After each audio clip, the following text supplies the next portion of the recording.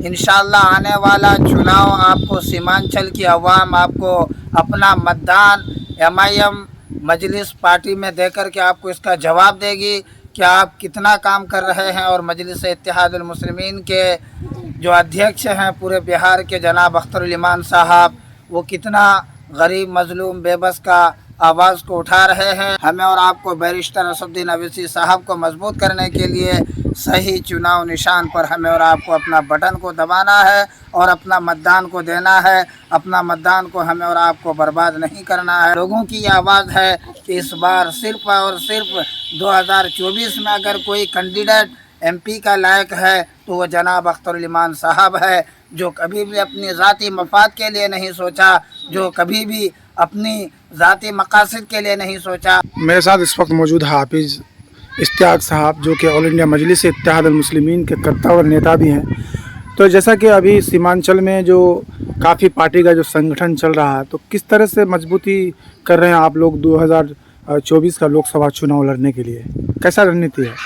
हम लोग जो है ज़मीनी स्तर पर मेहनत कर रहे हैं और इंशाअल्लाह एमआईएम पार्टी जो है हम तमाम सीमांचल वासियों के लिए, तमाम गरीब मजलूम बेबस की इंसाफ के लिए, अगर इस सीमांचल के अंदर है कोई तो वो बेबाक लीडर जनाब अख्तरुल इमान साहब है, जो एमआईएम के वरिष्ठ नेता है, जो पूरे सीमांचल की आवाज़ को लेकर संसद से लेकर लोकसभा तक अगर ये आवाज़ को कोई पहुंचाता है, गरीब मजलूम की कोई आवाज़ को अगर उठाता है तो वो बेबाक लीडर जनाब अख्तरुल इमान साहब है।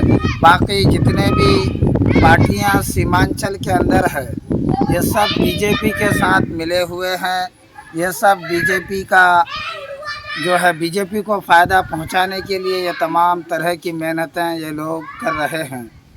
तो एमआईएम पार्टी को ही तो बीजेपी का बी टीम कहा जा रहा है। कहने वालों का नज़रिया कुछ और है और काम उन लोगों का ज़मीनी स्तर पर कुछ और है।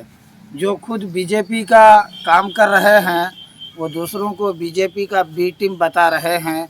ये बीजेपी का बी टीम बताने वालों से मैं कहना चाहता हूँ कि आप लोगों का यहाँ पर सरकार है सीमांचल के अंदर, आप लोगों ने पूरे सीमांचल के अंदर क्या काम किए हैं, आप अपना कोई सा भी एक काम को गिनवा कर आवाम को बताइए आप क्या किए हैं सीमांचल की मजलूम बेबस अवाम के लिए।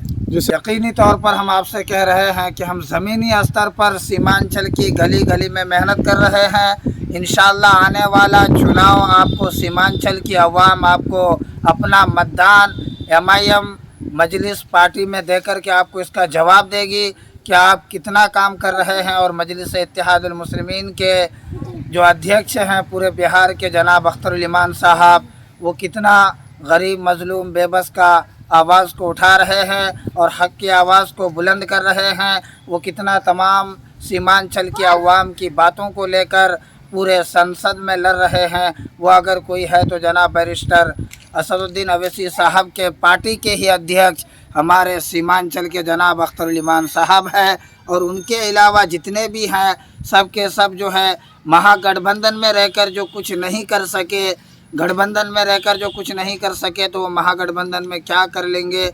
हमें और आपको जो है होशियार होना है और आने वाले वक्त में जो है अपना मतदान हमें और आपको बैरिस्टर असदुद्दीन अवैसी साहब को मजबूत करने के लिए सही चुनाव निशान पर हमें और आपको अपना बटन को दबाना है और अपना मतदान को देना है। अपना मतदान को हमें और आपको बर्बाद नहीं करना है, बल्कि हमें और आपको आने वाली नस्ल हमारे सीमांचल के लिए, जो अच्छाई के लिए, हमारे सीमांचल की विकास के लिए, जो हमारे सीमांचल की हक की लड़ाई के लिए जो लड़ेगा, यकीन जानिए हम और आप उसको वोट करेंगे इंशाअल्लाह। हमें इतना गर्व के साथ मैं कहता हूँ, इतना यकीन है कि एमआईएम पार्टी यहाँ से जो है इंशाअल्लाह जितनी भी सीटों पर इलेक्शन लड़ेंगी इंशाअल्लाह तमाम सीटों पर एमआईएम की यहाँ पर जीत होगी।